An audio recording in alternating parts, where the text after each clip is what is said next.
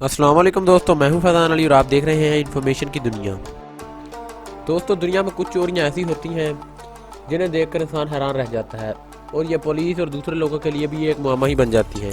आज हम आपको एक ऐसी चोरी के बारे में बताएंगे जो 30 साल गुजर जाने के बाद भी पुलिस के लिए मुअम्मा बनी हुई है।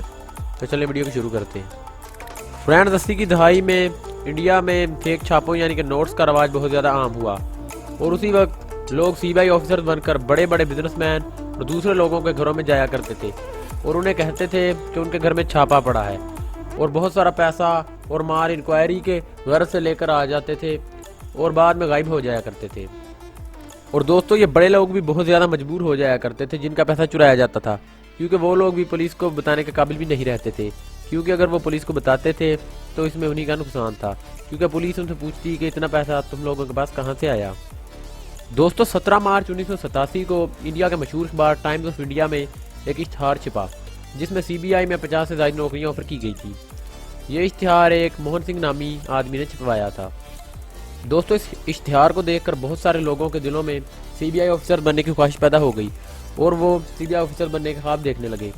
इसके बाद दोस्तों, इंटरव्यू की जगह लोगों को बता दी गई और लोग इंटरव्यू देने पहुंच गए। हज़ारों की तादाद में लोग इंटरव्यू देने के लिए वहाँ पर मौजूद थे, लेकिन उन्हीं में से सिर्फ 50 लोगों को ही चुना जाना था।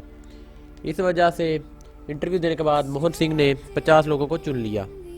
दोस्तों, मुंतखब करने के बाद मोहन सिंह ने इन तमाम लोगों को बताया कि इन्हें कल छापे पर लेकर जाया जाएगा और ये छापा इनका प्रैक्टिस का होगा, लेकिन उसने इन्हें यह भी कहा कि ये छापा बेशक प्रैक्टिस का होगा लेकिन इन लोगों को बिल्कुल एक प्रोफेशनल के तौर पर काम करना होगा और इसीलिए मोहन सिंह इनसे छापा डलवाना जा रहा है ताकि वो देख सके कि आप लोग एक ऑफिसर की तरह किस तरह काम कर सकते हैं।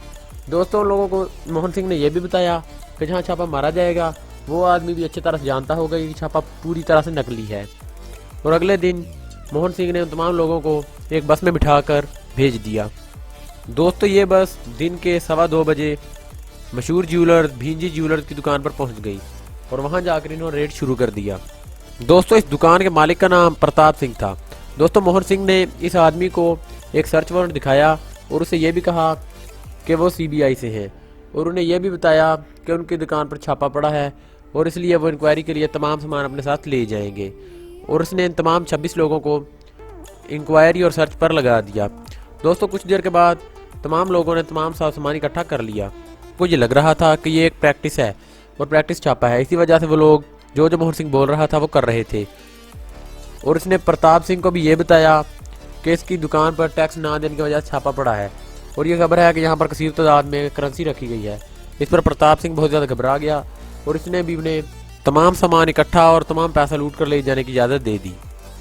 दोस्तों, इकट्ठा करने के बाद तमाम पैसे को एक बैग में डाल दिया गया और मोहन सिंह ने वो बैग लेकर अपने तमाम ऑफिसर से कहा कि वो एक और छापे पर जा रहा है और वो जल्द ही वापस आ जाएगा। तब तक इसके तमाम ऑफिसर इसी जगह पर रहें और दुकान की निगरानी करते रहें।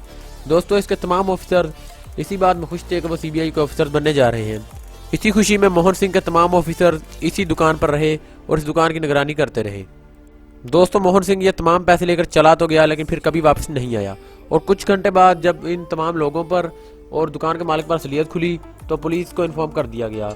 पुलिस का बहुत ढूंढने पर भी ये आदमी नहीं मिल सका और पुलिस ने ये पता लगाया कि ये आदमी प्रताप सिंह को लूटने के बाद होटल में गया और होटल से टैक्सी लेकर पता नहीं कहाँ गायब हो गया। पूरी इंडिया में इसकी तलाश 31 साल तक जारी रही, लेकिन ये आदमी 31 साल गुजर जाने के बाद भी आज तक नहीं मिल सका। दोस्तों, हमारी आज की वीडियो बस यहीं तक थी। उम्मीद है वीडियो आपको पसंद आई होगी।